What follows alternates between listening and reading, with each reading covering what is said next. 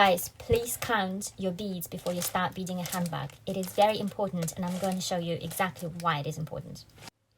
Here are 2 packets of 500 grams acrylic beads.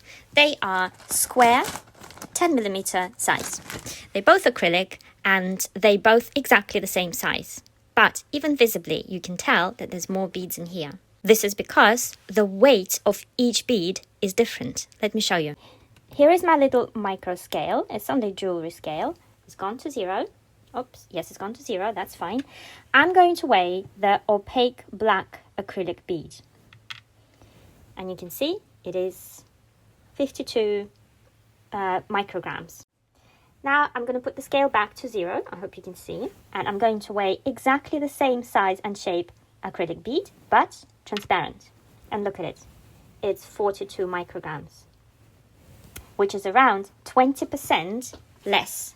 So these beads are about 20% lighter than these beads, meaning that you have 20% more beads in quantity in this bag rather than in this bag.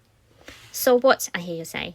This just means that with these beads, with transparent beads, you can bead a larger handbag.